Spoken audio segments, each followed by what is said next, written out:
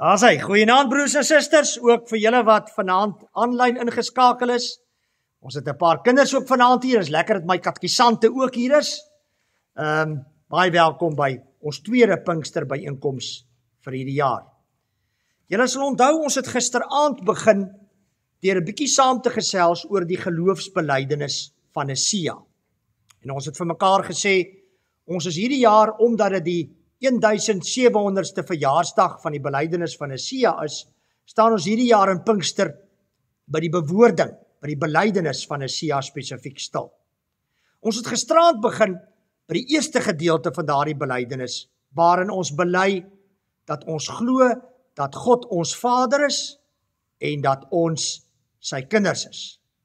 Nou vanaand gaan ons stil staan by die tweede gedeelte van hierdie belydenis, wat spesifiek handel oor ons Here Jesus. Ons het begin by die Vader, vanaand is ons by die Seun. Kom ons bid saam.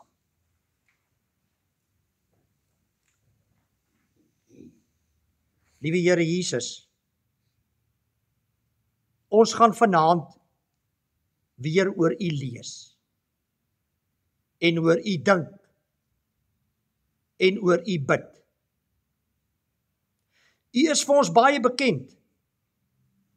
Ons hoor al van kindsbeen af, van U geboorte, van U kruisiging en sterwe, en van U opstanding. Miskien, Here Jesus, is die ou boodskap oor U vir ons so bekend, dat dit ons nie meer verras nie, dat dit nie meer vir ons nuut is nie, en dat dit dalk nie meer so 'n groot invloed op ons lewens het nie. Maar nou is dit Pinkster, en Pinkster herinner ons aan die Heilige Gees, en U Heilige Gees maak alles nuut. U Heilige Gees laat ons dieper delf. U Heilige Gees maak selfs die ou bekende waarhede weer vir ons nuut. En daarom bid ons, Here Jesus, dat U deur U Heilige Gees vanaand so in ons sal werk, dat ons daardie ou bekende waarhede oor U so sal ervaar asof ons dit die eerste keer hoor. So vars, so nuut, so diep is dit. Dankie, o Heilige Gees, dat U vanaand hier by ons en in ons is. In Jesus se naam, amen. Ek lees vanaand vir julle 'n gedeelte oor ons Here Jesus, wat ek waarskynlik al 'n paar keer in hierdie jaar gelees het in die eredienste. Ek het dit dikwels gebruik in die lydenstyd, as fotum in die erediens, en daar was iewers selfs 'n preektema wat uit hierdie skrifgedeelte gekom het. Maar hierdie bly een van die mees kosbare gedeeltes in die Bybel oor ons Here Jesus. Dis nie 'n klompie verse wat eintlik alles oor ons Here Jesus wat ons moet weet saamvat. Eintlik kan ons sê hierdie paar verse is 'n belydenis op hulle eie. Dit was so 'n treffende belydenis wat Paulus hier geskryf het, dat hulle gesê dat die navorsers sê dat daar waarskynlik in die Bybelse tyd 'n lied oor hierdie belydenis was. In ons moderne tyd is daar 'n paar komponiste wat ook weer die laaste tyd probeer om 'n lied hieroor te skryf. En 'n mens sien baie uit daarna wanneer dit die lig gaan sien. Die gedeelte waarvan ek praat is Filippense 2 vers 5 tot 11. Ek lees vanaf vers 5.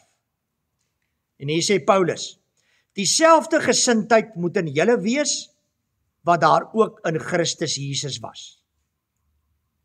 En watter gesindheid was daar in hom?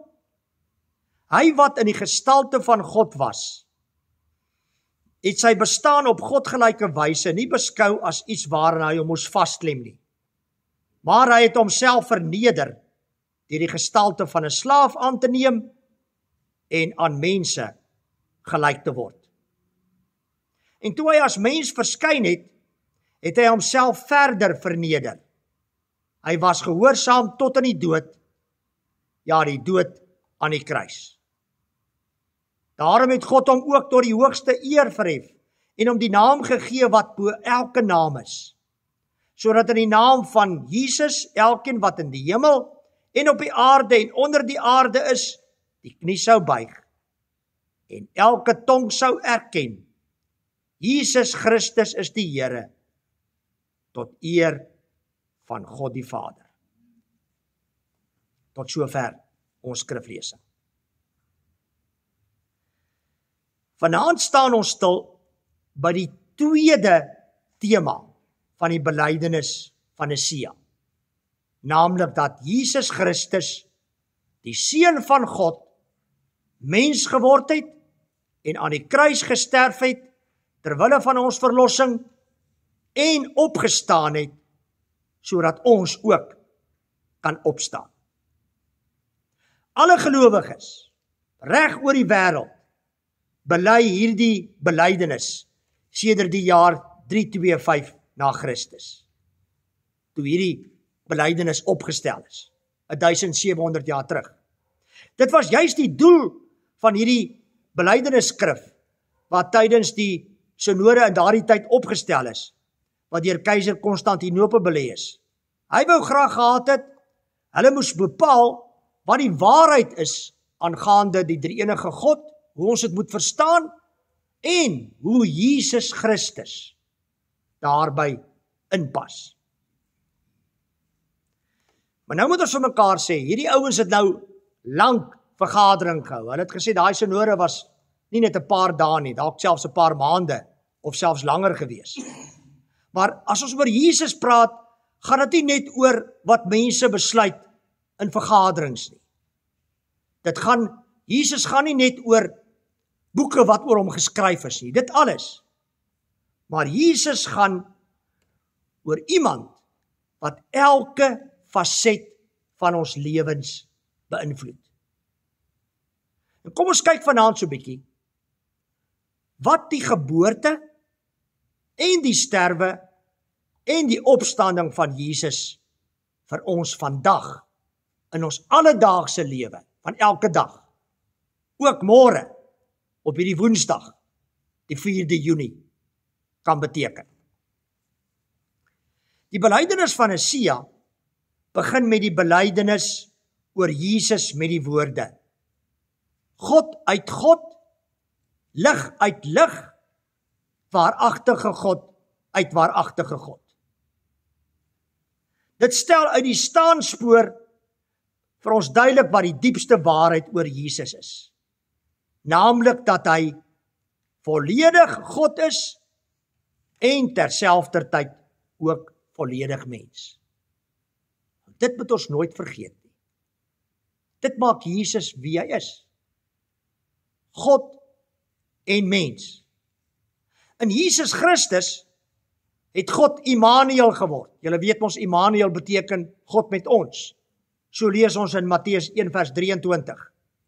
En ons lees in Johannes 1 vers 14, in Jesus het God onder ons kom woon as 'n mens. Nou, wat beteken dit vandag vir ons dat Jesus as mens aarde toe gekom het? Hoekom is dit so belangrik om dit te onthou?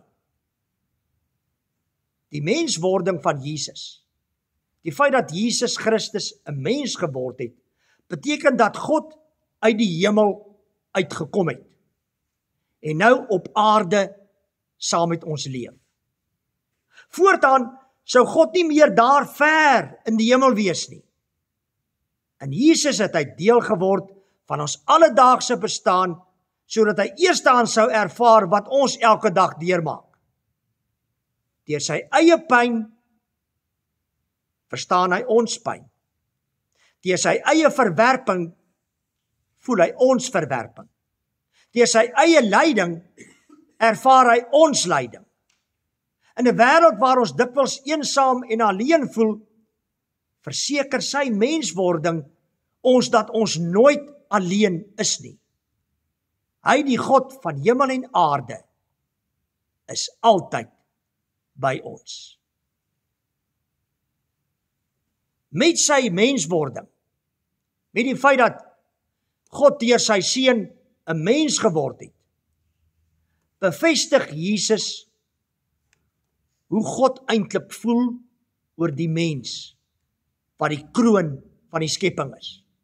Want hy het 'n mens geword. 'n Mens net soos ek en jy. Dit herinner ons aan die skepingsverhaal in Genesis 1, waar God aan die einde van elke dag teruggekyk het oor die dag se skepingswerk en dan gesê het dat alles wat hy gemaak het goed is. Maar nadat hy die mens geskep het, sê hy dat dit baie goed is.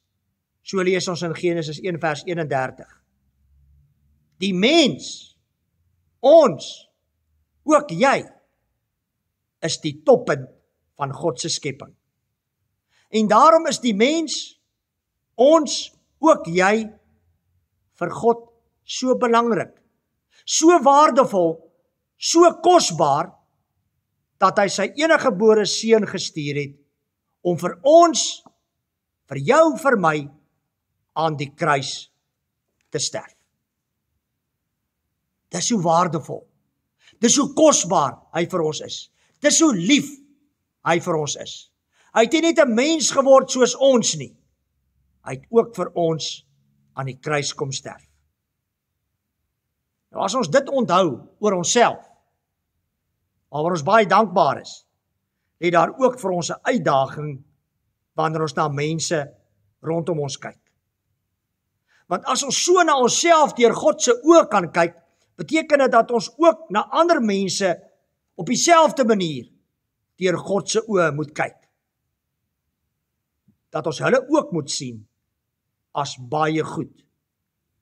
Net soos wat ek en jy ook baie goed in God se oë is. In 'n wêreld vol verdeeldheid en uitbuiting en minagting van mense se waarde, roep Jesus wat mens geword het, ons op om die waarde wat hy aan ons heg, ook aan ander mense te heg. Dit is wat Jesus se menswording vir ons sê. Maar dan bely ons ook hier Jesus se kruisiging en sy sterwe. Die belydenis van Nisea gaan voort deur te bevestig dat Jesus vir ons gekruisig is onder Pontius Pilatus, gelei het en begrawe is. En daar was veral twee redes waarom Jesus dit gedoen het, daardie verskriklike lyding deurgegaan het. Hy het dit eerstens uit gehoorsaamheid aan die Vader gedoen, so het ons sopas hier in Filippense 2 vers 8 gelees. En soos ons al reeds vanaand vir mekaar gesê het, hy het dit uit liefde vir die mensdom, vir jou en vir my gedoen. Romeine 5 vers 8 stel dit duidelik.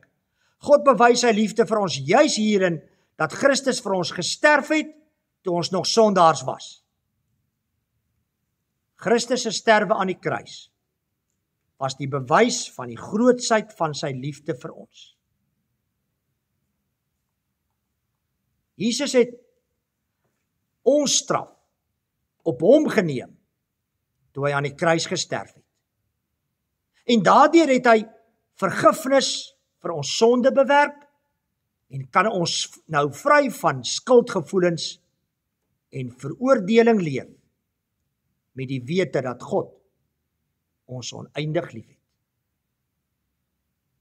So as jy vanaand met 'n skuldgevoel sit, waarvan jy nie kan ontslaa raak nie.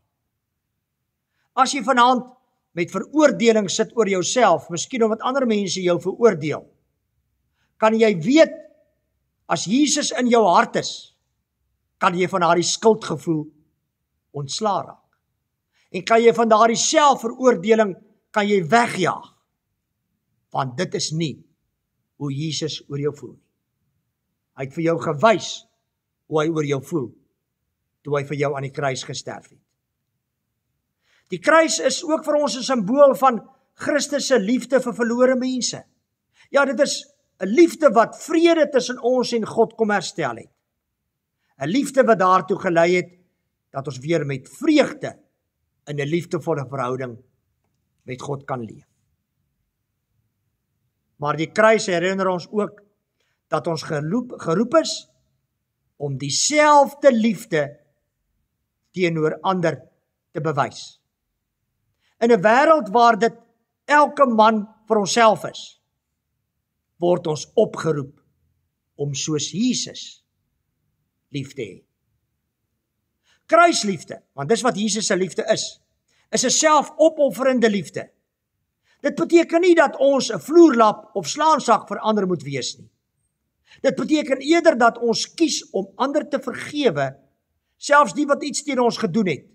Dit beteken dat ons kies om die te verdedig wat onregverdig behandel word. Dit beteken dat ons kies om hulle te versorg wat deur ander vergeet en verstoot word. Omdat Jesus gekies het om dit vir ons te doen. Die derde aspek van die belydenis van Nisea oor Jesus handel oor Jesus se opstanding. En dit is iets wat ons baie keer onderskat, ook in ons geloof. Ons weet van Jesus se menswording, sy geboorte en wat dit beteken. Ons weet ook van Jesus se kruisiging en min of meer wat dit beteken. Maar ons vergeet wat sy opstanding eintlik beteken. En dat al hierdie vooraf dinge nie sou gebeur het, nie waarde sou gehad het as hy nie opgestaan het nie. Ja, Jesus se opstanding vorm die basis van ons geloof, van ons hoop. Omdat Jesus die dood kon oorwin en nou lewe, kan ons ook nou hoop op die ewige lewe saam met hom. En dit is hierdie wete wat maak dat ons anders na hierdie lewe kan kyk. Die opstanding van Jesus herinner ons dat lyding en dood nie die finale sê in hierdie lewe van ons het nie. Net soos wat Jesus se lyding op sy opstanding tot sy opstanding gelei het, net so sal ook ons lyding tot ons eie opstanding lei. Net soos wat Jesus se pyn en lyding tot 'n einde gekom het, so sal ons seer en swaar kry ook nie vir altyd duur nie. Al voel dit soms so. Die opstanding van Jesus roep ons op om te vertel van sy liefde en sy vergifnis en wat sy opstanding beteken vir alle mense. Dit is ons roeping om hierdie goeie nuus te verkondig, sodat die hoop in Christus mag kom na 'n hooplose wêreld. Die hooplose wêreld het net soos ons die hoop in Jesus nodig. En eintlik is hy, soos ons almal weet, ook uit ervaring, die enigste een wat ons werklik hoop kan gee. Die uitdagings van die lewe mag ook hulle in die wêreld soms oorweldig en selfs lam lê. Maar die opstanding bewys dat oorwinning ook vir hulle altyd moontlik is. As God die Vader vir Jesus uit die dood kon opwek, kan hy sekerlik vir hulle laat opstaan uit die moeras waarin hulle soms beland. Daarom is daar altyd hoop. Hoop dat God die Vader ook vir hulle kan laat opstaan. En daar is daar altyd hoop van oorwinning wat om die draai is. En dit moet ons vertel. Daarvan moet ons getuig. En die beste manier om daarvan te getuig is om te getuig van wat Jesus se opstanding, die feit dat hy lewe in elkeen van ons se lewens doen. Ek sluit af. Die belydenis dat Jesus die Seun van God mens geword het, vir ons gesterf het en opgestaan het uit die dood, is nie net 'n geloofsoortuiging nie. Dit is inderdaad ook 'n oproep om hierdie waarhede daagliks uit te leef. Dit is 'n oproep om sy liefde vir die mensdom, sy genade en vergifnis vir sondaars, met woord en daad te verkondig. Laat ons vashou aan die woorde van Johannes 1 vers 14. Die woord het mens geword en onder ons kom woon. Laat ons in die voetspore van Jesus uitgaan en die wêreld lief hê, soos Jesus ons gewys het. Dit kan ons natuurlik nie uit onsself doen nie. Pinkster herinner ons juis dat die Heilige Gees van God in ons uitgestort is en ons daagliks meer en meer verander om soos Jesus te leef. Die Gees van God bekragtig ons om anders te leef as ons menslike natuur. Dit vul ons met 'n kruisliefde wat net hy in ons kan bewerk. Terwille van die mense oor wie hy gesê het dat ook hulle net soos ons baie goed is. Amen.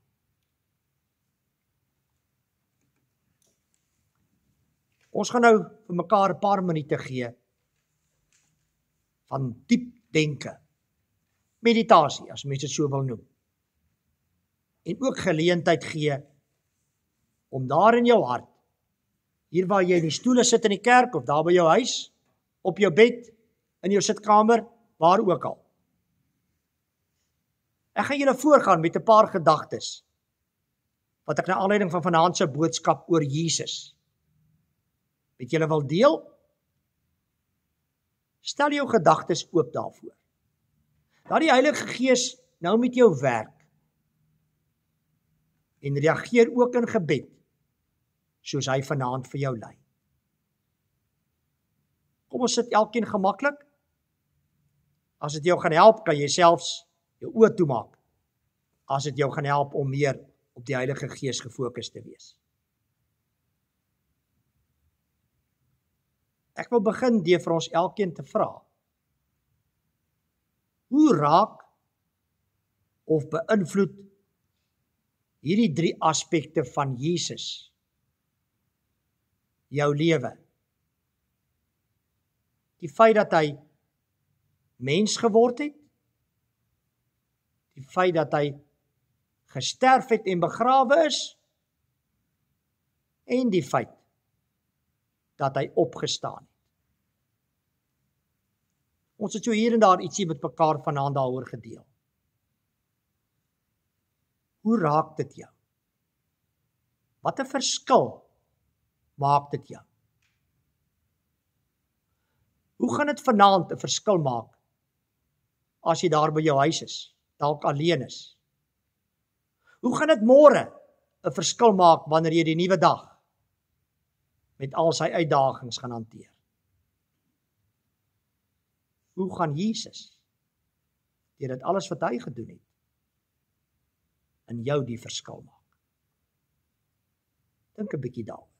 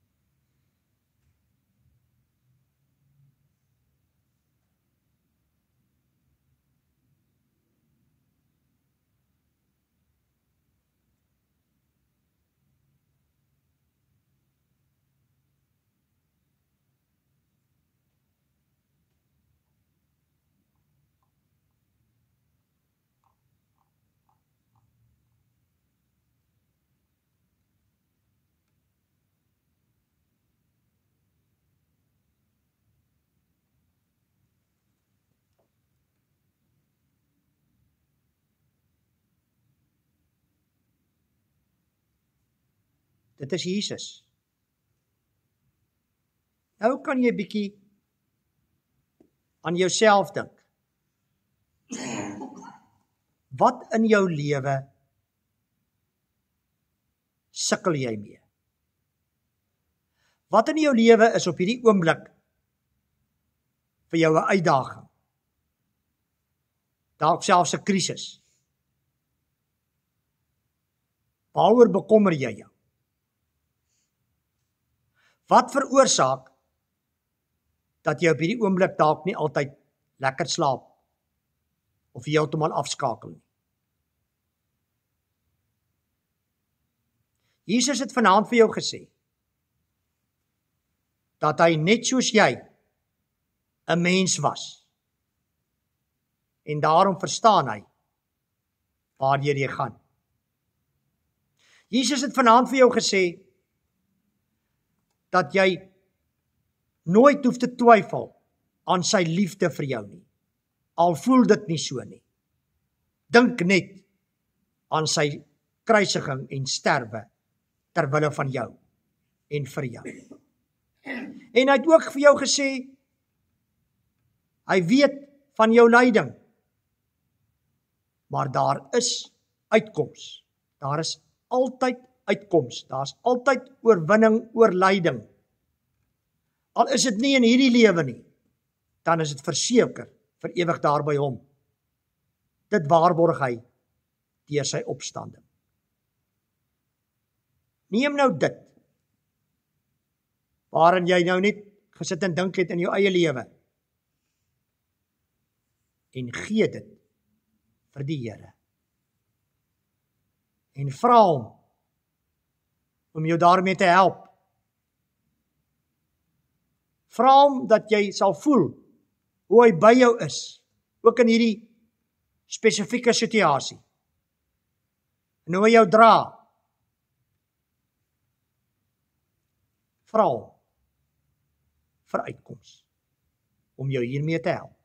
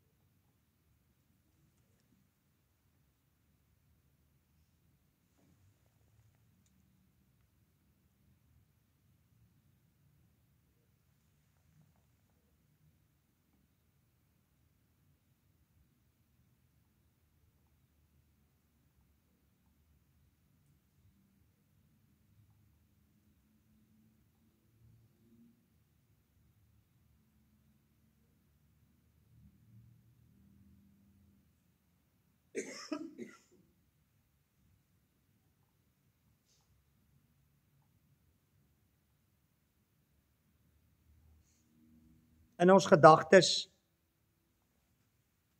was ons nou by Jesus.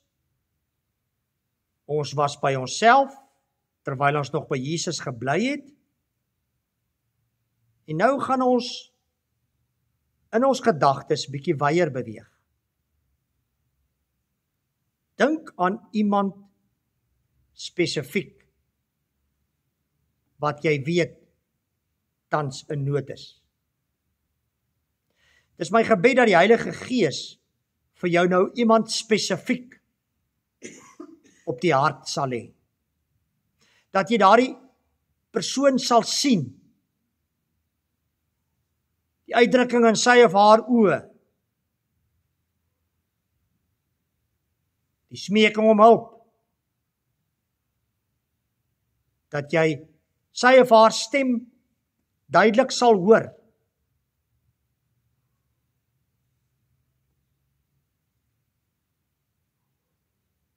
Die Here Jesus stuur jou vanaand na daardie persoon toe.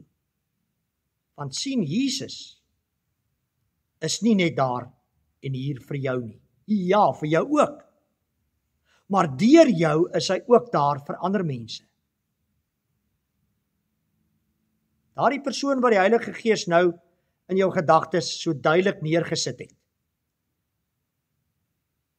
Gebruik jy die volgende paar oomblikke en bid vir daardie persoon. Noem vir die Here, nie dat hy nie weet nie, maar sodat jy dit van jou hart af kan kry, waarmee daardie persoon sukkel en waarom daardie persoon deur 'n moeilike tyd gaan. Wees versigtig om nie 'n oordeel te vel nie. Bid net vir daardie persoon wat die Here nou op jou hart gelê het.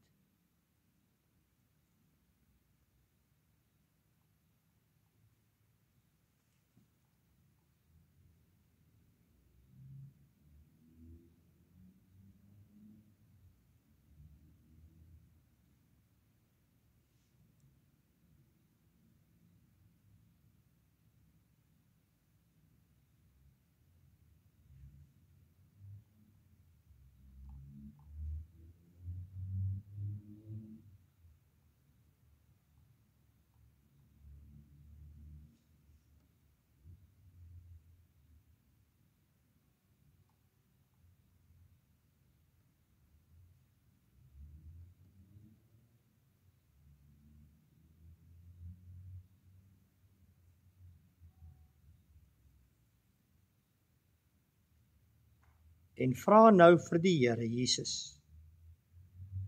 om vir jou te wys hoe jy met sy liefde teenoor daardie spesifieke persoon in jou gedagtes moet optree. Miskien vanaand selfs, dalk môre, of wanneer ook al. Vra vir die Here om jou te wys en jou te lei en vir jou die krag en sy liefde te gee. Sy Heilige Gees krag, sy kruisliefde vir daardie persoon. Wanneer jy daardie persoon gaan hanteer, gaan ondersteun.